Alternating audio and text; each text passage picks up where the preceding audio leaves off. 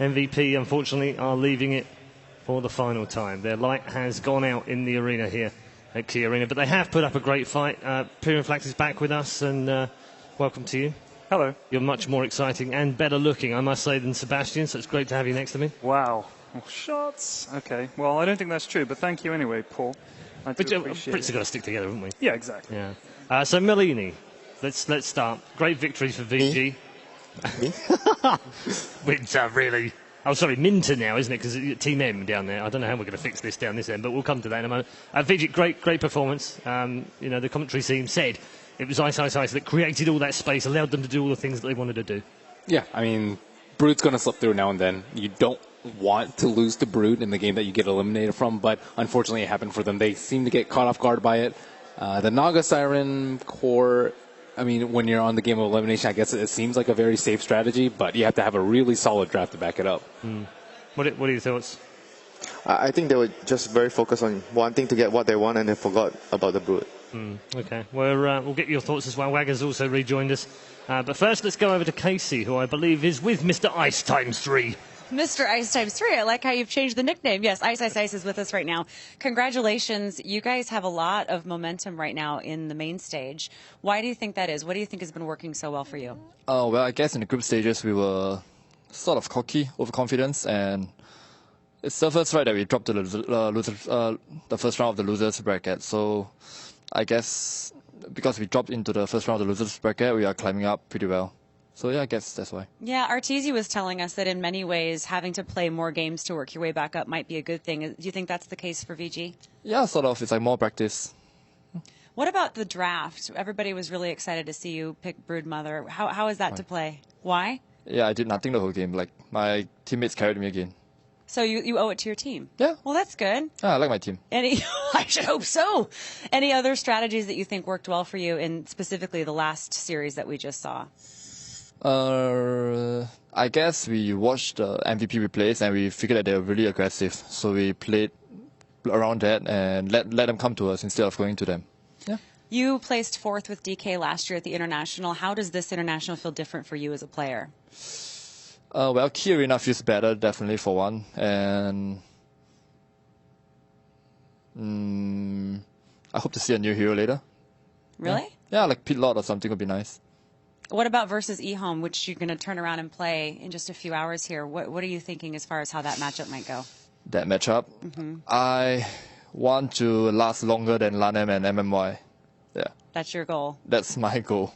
And how do you think you're going to spend your time between now and then refocusing? It can be good to continue the momentum to have 2 games in one day, but it can also be tough if you don't manage your time. How are you guys going to be spending it? Practicing in the practice room. Okay. Watching replays, chilling, pretty much. I mean, I would hope to play the game tomorrow, but I don't think that's enough time. Yeah. I mean, it would suck to go into the All-Stars match losing. But, shit happens. So, yeah. Yes, it does. Yeah. It certainly does. You have a lot of fans here and a lot of fans watching online. What would it mean to you to win in front of everyone watching after what you've been through in the last year? To win the whole thing on Saturday? Happy? Yes, you say that with a question mark, but I think it's happy. Happy. Exactly. Well, congratulations once again, and I'm sure we'll be seeing you again back here in one way or the other in the next couple of days. I hope so. Hope so, too. Yeah, I hope so, too. All right, we'll send it back to you guys. Thank you very much, Casey, and Ice there. Always a nice interview with our friend. Always a character. I love his character, and very candid interview. I think that's probably the best way to characterise that. That sums him up perfectly, I think. He is permanently candid. I like him. Funny guy. Yeah. Wagger, what do you think of MVP Phoenix? Gone out now, but I think they can be enormously proud of what they've achieved. They've gone home with over $800,000, and that's a small consolation, but it's a decent one for them as well. And March gets to retire having played at the International and made top 8. I think that's super impressive by them, first of all, and I think it's definitely going to make some headlines over about how a Dota team from Korea has made such success this year. It's pretty amazing, to be honest. No one expected them to go this far. Yeah, Ted, is it even more impressive because they don't have necessarily the strongest of scenes? Yeah, probably. I mean, you know, the fact that it's not the biggest game there obviously counts against it. But I mean, I thought they didn't just do well; they did well, and they were entertaining, and they were great. They were just great to watch. I really got behind them. I'm sure a lot of other people did too. I think so. It really makes a big difference as well for them. It's much harder for them to practice over there because I talked to Jarex, one of the players from Hot 6, and he said they have to either queue up for China or Southeast Asia, where they will play on very high ping, or they have to play against people who are in Korea, and basically it's less experienced players. You can't find, like, even the pubs are much worse. So. Just one last question about MVP, and I'm going to put it to Winter. What is how do you categorize the contribution that March has made to improving the spread of Dota 2 in Korea? Father of Dota 2 in Korea. Lovely. The father of Dota 2 in Korea. I like that a lot. We are going to move on. And we are going to move on to our second game of the day. And our second game of the day features Virtus Pro. They were struggling a little bit earlier on, but FNG's got some tricks up his sleeve.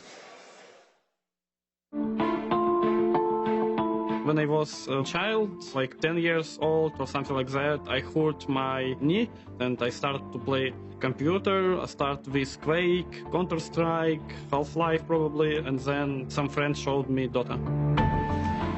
You know, usually when people have friends, they go out, spend some time with them, but most of the time I speak with my friends through the internet, and my parents didn't understand that at all. They tried to get me out, like go to some camps, but I was okay with playing Dota. When I started playing professionally, I think that my mother supports me. Sometimes my mother calling me and saying something like, Artyom, I found a photo where you're staying with some cup. What's this tournament is? And she will never understand it, but she's doing it because I'm her son. So after TI qualifiers, we lost them, and Navi invited me to be their captain, and it was a good experience, but everything wasn't good. That not means that people in Navi was bad or something like that. I just can't be their captain because we are totally different. I can be Virtus Pro captain because they understand what I'm trying to do. They say, Artyom, do what you want. We will try to help you as much as possible. And even if captain wrongs, he will take his experience, and everyone will take this experience. This is the best way to grow up as a team. If I want to be the best, I must improve myself as much as possible and become not only a good player and become a good person, because Dota is not only about playing Dota, it's even more about communication. When I started playing Dota, it was just a little computer club, and now when I looking back, I'm really happy and feel proud of myself because now I'm traveling through the world and meet nice people. This has changed my life, really changed my life.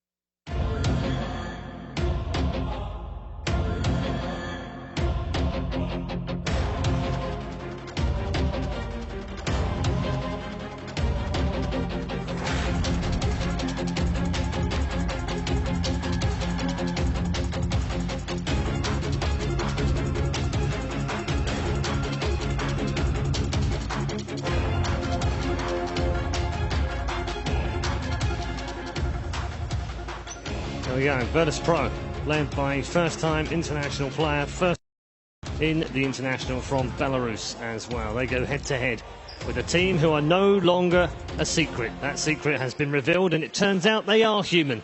But S4's also got some tricks up his sleeve as well. I remember when I was like 5-6 years old, sometimes I woke up and I see the light under the door.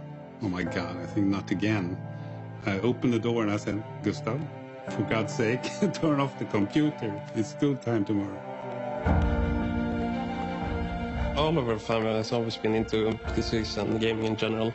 Started with my dad. I got into it, and Gustav sat behind me, watched me playing games. For hours, he could stand for hours behind me. He was pretty quiet. He was the youngest of us all, but he focused on the game. I think he focused more than I did when I played. I was like, wow, this is so cool. I wasn't playing that much when I was a kid, but I was just mainly watching. When he first played Dota, he told me, I want to be best in the world at this game. I asked him, how are you going to do that? And laughed a little bit. He said, I'm going to play more than anyone else. We discussed it and said, well, maybe this is like a hockey player. If we let them do what they love and push them, then maybe this could work to be something great. I always supported his gaming career because I thought if he really believed in going far and he really aimed for it, he was the one brother that could actually do it. Watching him playing in Tier 3 makes me so proud. They are so good. And nothing could hold us back, you know, and we didn't see any struggles except in the grand finals, but that's another talk. The last game, I felt like, oh shit, they're out. But I kept watching, and when they won, I just go out here and scream. The whole neighborhood was like, what's happening? That was like the best feeling. That's the coolest thing with ending tournaments, is when all the pressure just goes away. They did so good in Tier 3, probably they would do the same thing in Tier 4. Well, it was a disaster. We were like trying too much to fix things in the team, like change things. Myself as a captain, I didn't feel like I was ready at that point in Tier 4, and I take a lot of responsibility for that. We talked a lot after Tier 4, and he talked about this new team. I don't want to stay still in my life. I want to try something new all the time, and if I stay with that team another year, I will regret it. The new team, I think they are so strong. They play so well together, and their combinations are so flawless. Winning TI is everything right now, because that's my next goal in my Dota career, is to get 2 TI wins under my belt, which no one has. My hopes is that they start off good, like keep on rolling all the way. I don't have any hopes for him, as long as he does what makes him happy. I have never been able to express it, but I've always been proud of him, and how couldn't he be? Like, he's done so well. He's done things that I never could dream of. He is in the absolute top of this game, and I'm so proud.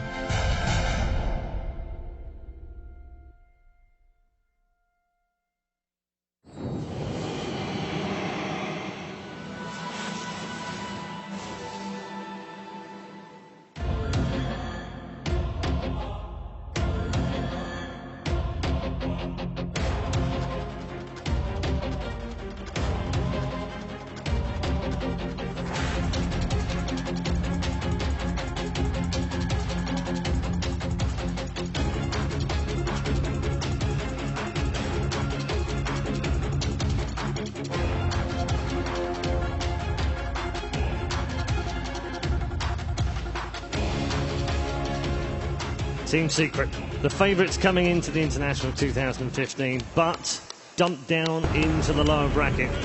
Ladies and gentlemen, please welcome your teams for this lower bracket match. Team Secret versus Virtus Pro.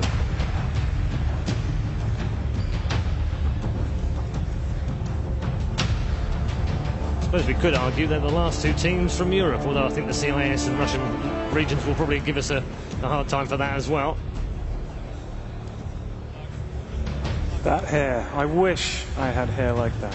Unbelievable. Do you not wish you had hair at all? Well, yeah, that'd be a start, Paul, but, you know, you got to think big. Think big. So as they enter their pods, we'll get ready on the panel as well to discuss both teams, their recent run through the International, what they've done at the main event, and how they fared in the groups as well. But